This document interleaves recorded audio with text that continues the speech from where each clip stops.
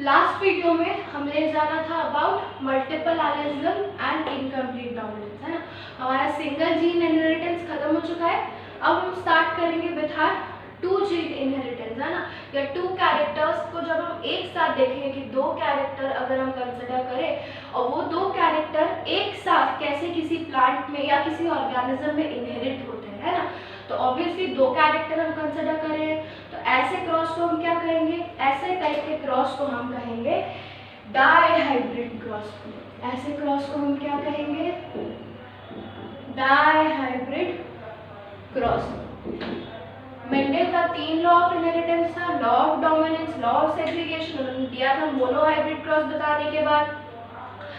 Dihybrid cross मतलब कि जब उन्होंने दो जीन के इनहेरिटेंस को देखा उसके बाद उन्होंने लॉ, उनका थर्ड लॉ दिया, that is law of segregation. तो हम पहले अपना डायहाइब्रिड क्रॉस देख लेते हैं ना। तो डायहाइब्रिड क्रॉस जनरली में मेंडल ने 7 कैरेक्टर्स दिया था, हम उसमें से कोई भी 2 कैरेक्टर उठा के चूज कर सकते हैं, बट जो हर जगह पे यूज रहता है that is seed colour and seed shape, है ना। These two are different character. Seed का शेप कैसा होगा, ये अलग कैरेक्टर है। सीड का शेप कैसा होगा, ये अलग कैरेक्टर है। तो लेट अस कंसिडर 2 कैरेक्टर्स, है ना। कैरेक्टर्स हम यहाँ पे लिख लेते हैं, ठीक है। कैरेक्टर्स क्या क्या हो गया, सीड का शेप एंड सीड का कलर, सीड का कलर, ठीक। तो अब दो तरह का सीड होता है, एक होता है राउंड, दूसरा होता है रिंकल्ड सीड, ठीक। राउंड मतलब पूरी तरह से गोल, गोल मतलब रिंकल्ड, रिंकल्ड, ठीक है। रिंकल्ड मतलब थोड़ा सा क्या बोले, रिंकल्ड, आप समझ रहे, ठीक है। सीड कलर में फिर 2 तरह का ट्रेट्स होता है, एक होता है येलो ट्रेट, एक होता है ग्रीन ट्रेट, ग्रीन ट्रेट, ठीक। अब आप याद रखिएगा ये जो सीड शेप में, याद करिए जब हम मेंडल के बारे में आपको कौन सा 7 पेयर ऑफ कंट्रास्टिंग कैरेक्टर्स वो लिए थे तो हम आपको पढ़ाए थे कि राउंड और रिंकल्ड सीड में राउंड वन इज डोमिनेंट, है ना। एंड सीड कलर के लिए येलो एंड ग्रीन में yellow is the dominant character, है ना। तो सीड शेप के लिए let us represent round allele by R। obviously हम स्टार्ट कर रहे हैं, स्टार्ट विथ प्योर लाइंस, है ना। हेटेरोजाइगोट्स के साथ हम कभी स्टार्ट नहीं करते, हम होमोजाइगस प्लांट्स लेंगे। राउंड को हम कैपिटल R से रिप्रेजेंट किए, रिंकल्ड को हम स्मॉल r से रिप्रेजेंट करेंगे, ठीक। क्योंकि दैट इज आपका रेसेसिव कैरेक्टर। येलो के ऊपर आते हैं, आपका yellow is the dominant character, हम उसको कैपिटल Y से रिप्रेजेंट करेंगे। तो ग्रीन को हम किससे रिप्रेजेंट करेंगे, स्मॉल y से रिप्रेजेंट करेंगे। कोई प्रॉब्लम नहीं है यहाँ पर। अब देखिए ये आपका पेरेंट का फिनोटाइप हो गया, है ना, ये आपका पेरेंट का जीनोटाइप हो गया, ठीक। अब आता है गैमेट्स का बारी। तो गैमेट्स जब बनेगा, आप सोचिए कि गैमेट जब बनेगा तो हर कैरेक्टर का एटलीस्ट एक अलील उसके पास होना ही चाहिए, है ना। तो सीड शेप का जब उसके पास, हाँ, तो जब ये वाला राउंड येलो प्लांट अपना गैमेट बनाएगा तो उसके पास एक शेप के लिए एक अलील तो आना चाहिए। अब इसके पास शेप के लिए एक ही टाइप का अलील है, कौन सा अलील है, आर अलील है, ठीक। और कलर के लिए भी इसके पास एक ही टाइप का अलील है, कौन सा है, येलो वाला अलील है। तो this will be the gamete form. याद रखना कभी भी आर या वाई मत ले लेना, हमेशा एक कैरेक्टर का एक अलील एक गैमेट में जरूर आएगा। ये अभी आपको एविडेंट नहीं होगा, ये अभी आपको एविडेंट नहीं होगा। जब आप इसका F1 जनरेशन में जब हम गैमेट्स बनाएंगे तब जब आप देखेंगे तब आपको ये बात समझ में आएगा, है ना। अब यहाँ पे भी अगर हम देख लेते हैं तो जो गैमेट्स बनेंगे वो कैसे बनेंगे, एक स्मॉल r हो गया, है ना, एक स्मॉल y हो गया, ठीक है। क्योंकि यही दो आपका यहाँ पे अलील प्रेजेंट है। अब जब ये दोनों कंबाइन करेंगे,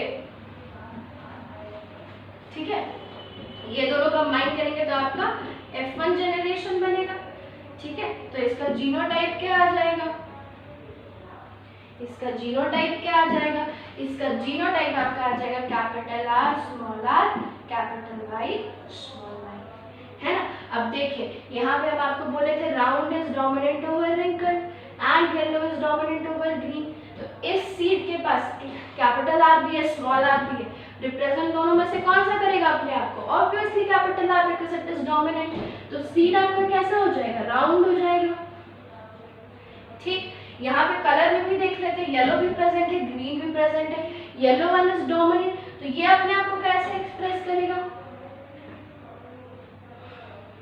ये आपका हो जाएगा येलो अपने आप को एक्सप्रेस करेगा। हम कभी भी क्रॉस करते हैं तो फिर हम इसको यहाँ नहीं छोड़ते, हम क्या करते हैं?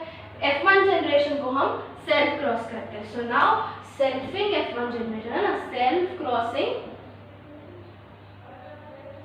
F1 generation, self crossing F1 generation. Board में डाल के लिखता है।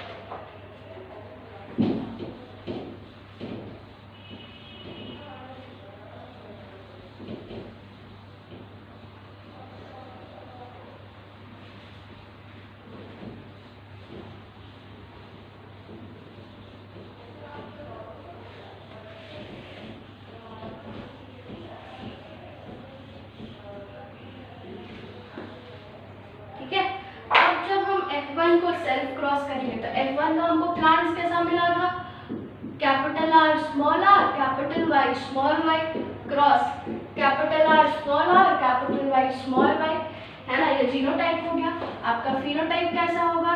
राउंड, येलो, है ना। यहाँ पे भी आपका हो जाएगा राउंड है, येलो। ठीक, अब इसका गैमेट्स कैसा बनेगा? अब याद करिए हम आपको क्या बोले थे, जब आप गैमेट्स बनाइएगा तो दोनों कैरेक्टर का एटलीस्ट एक अलील आपके गैमेट में प्रेजेंट होना चाहिए। वो कैरेक्टर एलिमिनेट नहीं हो सकता है, क्योंकि जब आगे जाके वो जाइगोट बनाएगा तो आपको नंबर क्या करना पड़ेगा? रिस्टोर करना पड़ेगा। ठीक है, तो अब आप देखिए यहाँ पे कितना डिफरेंट फॉर्म है, कितना डिफरेंट कॉम्बिनेशन का यहाँ पे अलील्स बन सकता है। एक अलील आपका ऐसा बन सकता है जो कैपिटल आर के साथ कैपिटल वाई रहे, है ना। दोनों का एक एक अलील हम ले लिए, दोनों कैरेक्टर्स का, शीट शेप का एंड सीट कलर का। दूसरा, कैपिटल आर के साथ आपका स्मॉल वाई भी रह सकता है कि नहीं? अब स्मॉल आर के साथ आपका कैपिटल वाई रह सकता है, ठीक, और स्मॉल आर के साथ आपका स्मॉल वाई रह सकता है। तो एक पेरेंट आपका ये चार तरह का गैमेट बना सकता है। सिमिलरली जब हम इस पेरेंट को देखेंगे, इस पेरेंट का भी कुछ ऐसे ही रहेगा, है ना। इस पेरेंट का भी कुछ ऐसे ही रहेगा। अब आप सोचिए कि अब गैमेट्स तो मेरे को मिल गया, अब जब हम F2 जनरेशन बनाएंगे तो ये पहले इसके साथ मिलेगा, ये इसके साथ मिलेगा, ये इसके साथ मिलेगा, ये इसके साथ मिलेगा, दूसरा पॉपुलेशन ये इसके साथ, ये इसके साथ। इतना करने में आप याद करिए मोनोहाइब्रिड में तो मैंने लाइंस बना करके हमने देख लिया था। यहाँ पे लाइंस बनाना पॉसिबल है क्या? यहाँ पे लाइंस बनाना पॉसिबल नहीं है, because every one of gamete will is possible that it will combine with the other types of gametes from the second parent। तो इसके लिए एक साइंटिस्ट ने क्या किया, एक टाइप का स्क्वायर दिया, है ना, जिसको कि हम कहते हैं पिनेट स्क्वायर। हम क्या कहते हैं? हम उसको कहते हैं पिनेट स्क्वायर, है ना। पिनेट क्यों कहते हैं? बिकॉज जिस साइंटिस्ट ने इसको दिया था उनका नाम था रेगिनाल्ड सी पिनेट, रेगिनाल्ड सी पिनेट, है ना। इन्होंने क्या कहा? इन्होंने कहा कि ऐसा बॉक्स बनाओ जिसमें ऊपर की तरफ में हम सारा टाइप्स का गैमेट लिख दे, साइड की तरफ में दूसरे पेरेंट का गैमेट लिख दे, और जब हम उसके बीच का फिर उसका कॉम्बिनेशन पूरा टेबल में भर दे तो हमको हर तरह का कॉम्बिनेशन जो भी पॉसिबल होगा मिल जाएगा एंड हम लाइन खींचने से बच जाएंगे। ठीक है, तो let us draw the Punnett square for F2 generation. Gametes मिल गया, इन गैमेट्स को अब हम साइड बाय साइड लिखेंगे।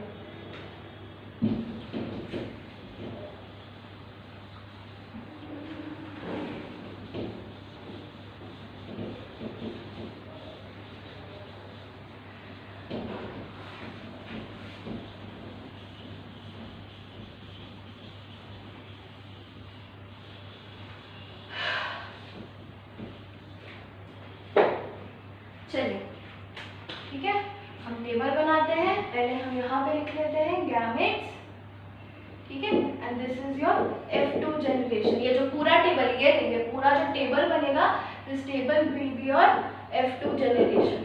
ठीक, गैमेट्स लिख दिए यहाँ पे हम गैमेट्स बना लेंगे, है ना।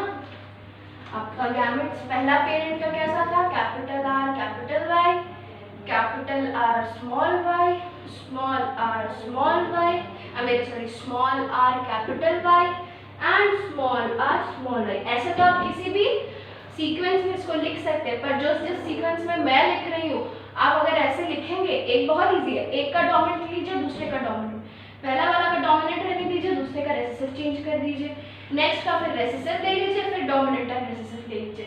इस ऑर्डर में अगर आप लिखेंगे तो एक दो ट्रिक्स मैं आपको बताऊंगी, है ना। यहाँ पे capital R capital Y, capital R small Y दूसरे पेरेंट का भी, है ना। This will be small R capital Y and small R small Y, ठीक है। Let us draw the tables.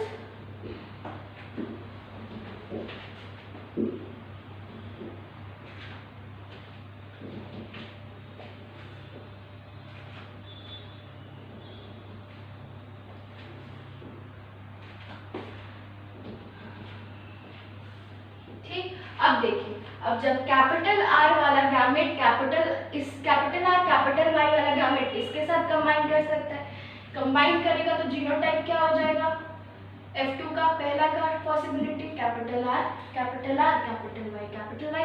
Late us encircle the gametes, है ना, you will not get confused. Let us encircle the gametes, ठीक। Capital R capital Y, आप देखते चलिए, capital R capital Y small Y, है ना, capital R small R capital Y capital R small R capital Y small Y, ठीक है। ऐसे करके हम ये पूरा टेबल आप खुद भी बनाइए, है ना, मेक इट योरसेल्फ।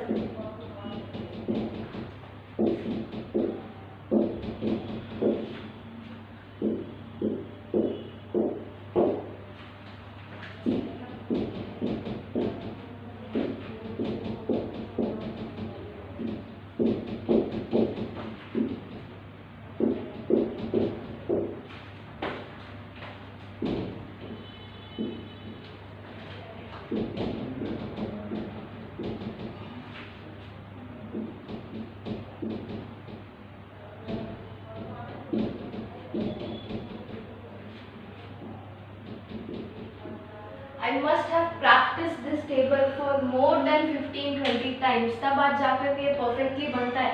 नहीं तो आप डाइहाइड्रेट क्रॉस पहली बार खुद से बनाइएगा, आपसे गलती होनी ही है, इसलिए please practice it for 2 to 3 times, फिर आप समझ जाइएगा, है ना।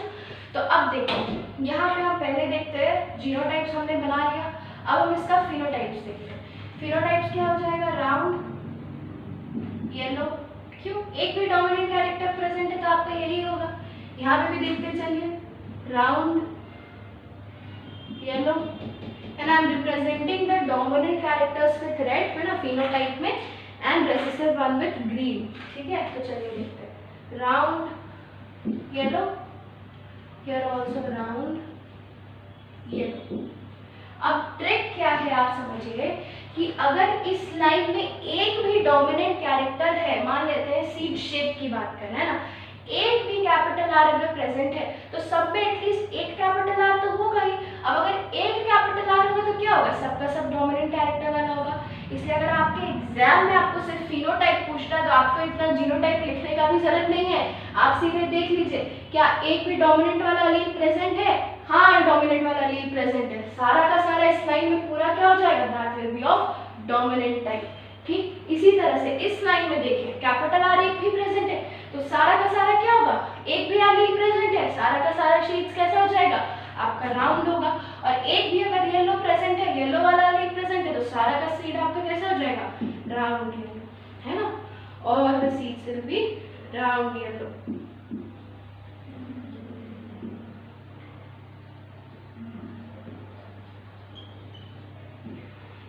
ठीक, अब इस लाइन में भी देखिए आपका एटलीस्ट सारा का सारा राउंड है, येलो नहीं है पर राउंड है, तो हम क्या लिख देंगे, एटलीस्ट राउंड यहाँ पे लिख देते हैं, राउंड,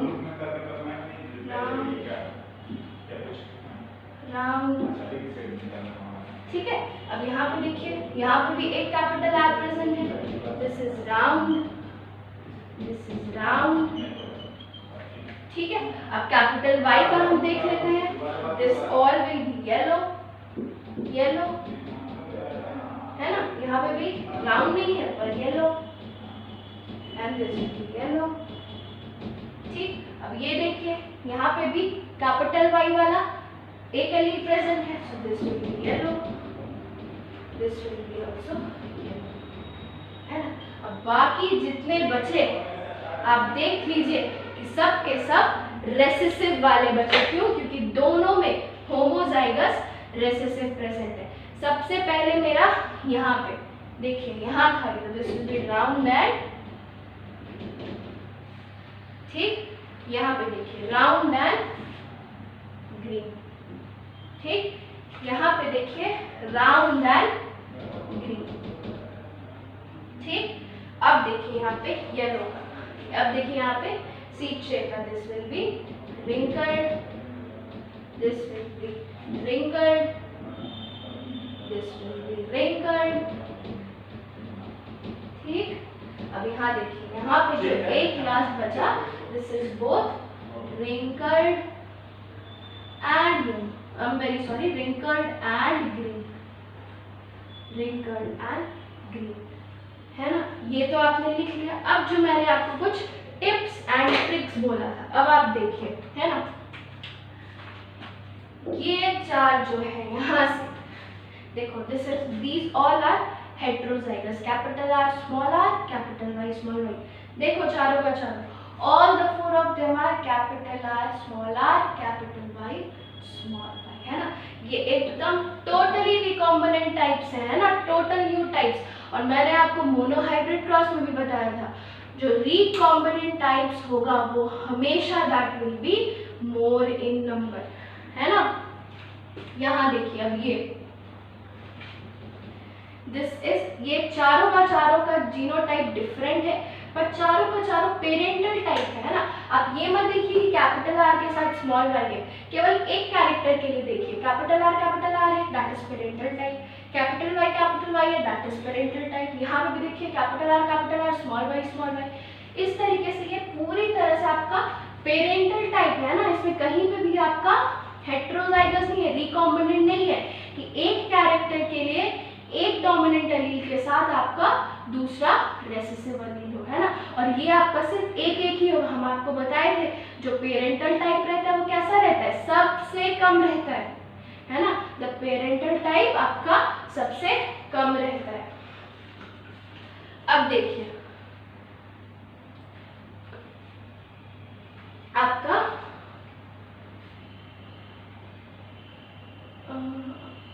हाँ, अब देखिए आपका रिकॉम्बिनेंट वाला जो होगा, एक यहाँ डायगोनल पे, एक यहाँ राउंड एंड ग्रीन, है ना। और जो आपका दूसरा वाला एक रिकॉम्बिनेंट, एक पेरेंटल है, एक यहाँ डायगोनल पे देखो, एक यहाँ एक यहाँ एंड लास्ट वाला जो बचा दैट इज कंप्लीटली रेसेसिव। तो obviously this is in the parental type, है ना। तो अब हम इसका फिनोटाइपिक रेशियोज देखते हैं ना। I am rubbing this chart, पर आप जब अपने कॉपी में लिखिएगा तो रेफर टू दिस चार्ट जब हम फिनोटाइपिक रेशियो बता रहे हैं।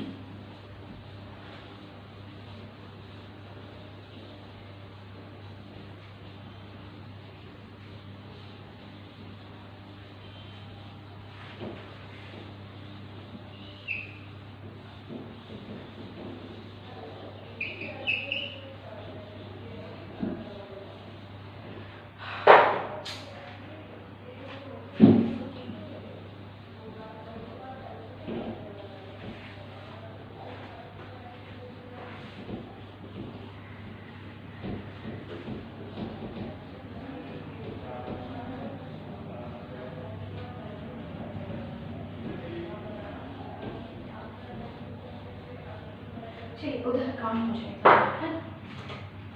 हमको 4 फिनोटाइप मिला, है ना।